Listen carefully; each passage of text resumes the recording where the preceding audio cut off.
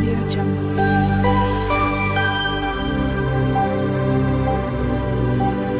Audio Jungle. Hello everyone, જય શ્રી કૃષ્ણ. મારી ચેનલમાં તમારું સ્વાગત છે.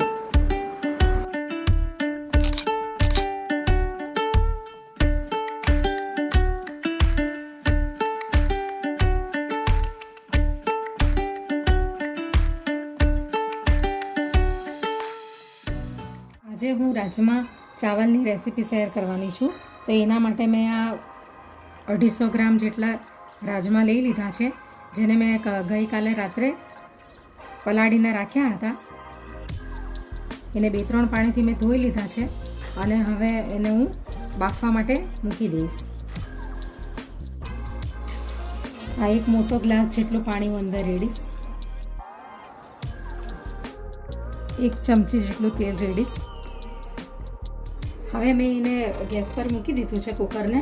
હવે એને 5 થી 6 સીટી આવવા દેશું અને એને મીડિયમ ફ્લેમ પર મેં મૂક્યું છે. તમારે એને ફાસ્ટ ફ્લેમ પર મૂકવું હોય તો તમે મૂકી શકો. 5 થી 6 સીટી વગાડી દઈશું.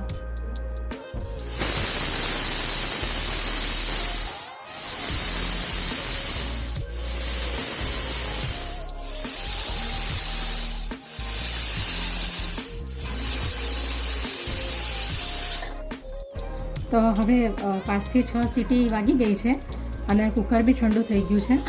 એટલે હવે હું જોઈ લઉં છું કે રાજમા બફાયા છે કે નહીં. હા, સરસ બફાઈ ગયા છે.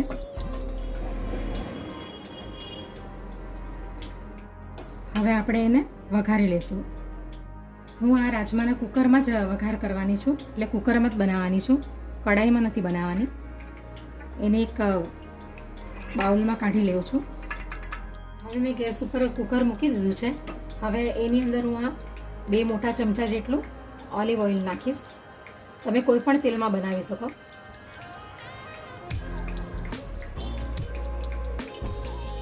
હવે આ 1 ચમચી જીરું છે, 2 મોટી એલચી છે અને 3 નાની એલચી છે અને એક આ તજ છે અને 2 થી 3 લવિંગ છે અને આ સૂકી કસૂરી મેથી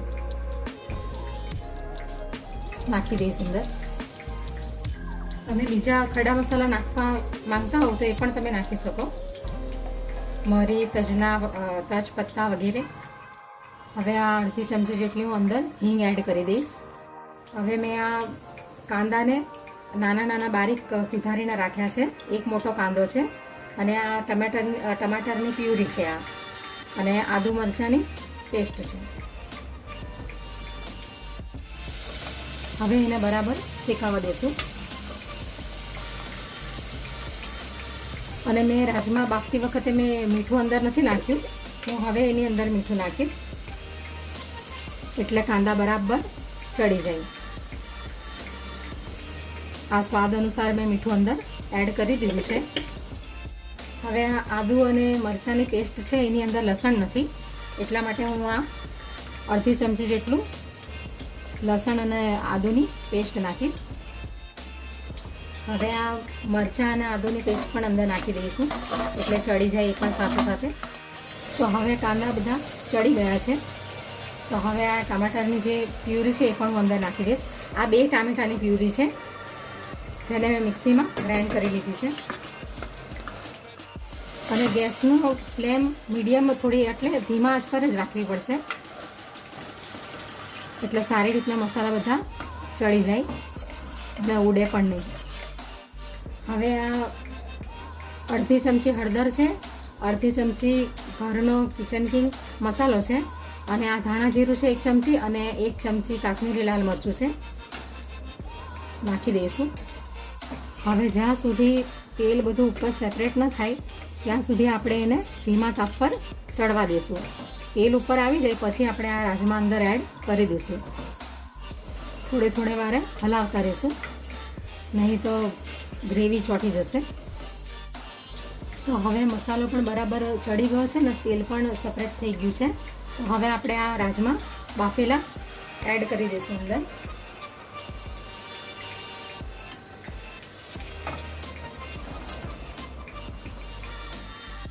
હવે મિક્સ કરી લઈશું બરાબર. તમે ખટાશ માટે આની અંદર આમચૂર પાવડર નાખવા માંગતા હોવ તો નાખી શકો. તો હવે રાજમાનો વઘાર થઈ ગયો છે. તમને જેટલી ગ્રેવી જાડી પાતળી જેવી રાખવી હોય એ પ્રમાણે તમે અંદર પાણી થોડું એડ કરી શકો. હવે હું આ ઢાંકણ કુકરનું બંધ કરી દઈશ અને એક સીટી મીડિયમ આંચ પર આવવા દઈશ. તો હવે એની સાથે ખાવા માટે આ બાસમતી ચોખા મેં 2 વાટકી જેટલા લઈ લીધા છે. હવે એને હું બનાવી નાખીશ. 2 થી 3 પાણીથી પહેલાં હું એને ધોઈ લઈશ. અને આ બાસમતી ચોખાને બરાબર 3 પાણીથી ધોઈ લીધા છે. હવે એની અંદર હું 2 થી 2.5 ગ્લાસ જેટલું પાણી રેડીશ, કારણ કે હું એને ચોખાનો 80% એને બાફી ને પછી બાકીનું જે એનું પાણી છે એ બધું કાઢી લેવાની છું, એટલા માટે.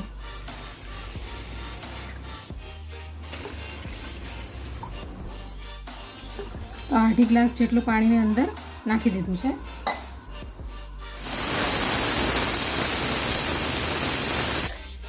એક સીટી આવી ગઈ છે. હવે હું ગેસ બંધ કરી દઈશ. હવે એની અંદર હું આ મીઠું નાખી દઈશ, 1.5 ચમચી જેટલું, કારણ કે પાણી આપણે કાઢી નાખવાનું છે. થોડાક ભાત છૂટા બને એટલા માટે થઈને 1/2 ચમચી જેટલું ઓઇલ નાખી દીધું અંદર. અને 1/2 ચમચી જીરું છે અને 7-8 મરી છે, 2 લોંગ છે અને 1 તજનો ટુકડો છે. આ બધું અંદર નાખી દઈશ. આનાથી સરસ સ્મેલ આવશે અને ભાત હેલ્ધી પણ બનશે. હવે આ 1/2 ચમચી જેટલી હું અંદર હિંગ નાખી દઈશ. નથી નાખતા ઘણા ખરા, પણ હું નાખું છું, કારણ કે હિંગ નાખવાથી જેને ડાયાબિટીસ હોય એ ડાયાબિટીસના પેશન્ટ હોય ને એ પણ આ ભાત ખાઈ શકે. હવે આને મીડિયમ ફ્લેમ પર ભાતને મેં ગેસ પર મૂકી દીધું છે. હવે મીડિયમ ફ્લેમ પર એને ચડવા દેશું. પછી ચેક કરી લઈશું કે ભાત ચોખા ચડ્યા છે કે નહીં. પછી આપણે એને પાણી અંદરથી આ બધું કાઢી લઈશું. ખાલી 80% જેટલું જ આને બાફવાના છે ભાતને. આપણે એને હલાવી લઈશું બરાબર.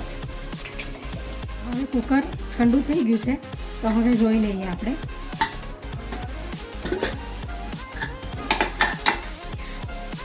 તો હવે આપણા રાજમા તૈયાર થઈ ગયા છે. તમે ઉપરથી 1 ચમચી અંદર ઘી પણ એડ કરી શકો તો સ્વાદ એકદમ સરસ આવશે.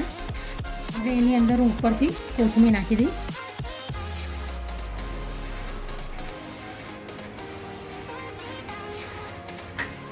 તો હવે 80% જેટલા ભાત પણ આપણા ચડી ગયા છે.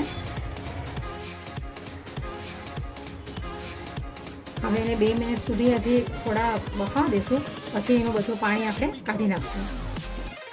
વધારે હેલ્ધી બનાવવા માટે આપણે અંદર અડધું લીંબુનો રસ એડ કરી દઈશું. તો હવે ગેસ બંધ કરી દીધો છે. હવે આપણે આ બધું પાણી અંદરથી કાઢી નાખીએ. એટલે આ એક ડીશ લીધી છે. આ રીતે એને ઢાંકીને પછી બધું પાણી કાઢી લેવાનું. તો બધું પાણી નીકળી ગયું છે ભાતમાંથી. તો બાસમતી ભાત બરાબર ચડી ગયા છે. આની અંદર પણ થોડીક કોથમીર નાખી દઈશું. હવે આપણે પ્લેટમાં સર્વ કરી લઈએ.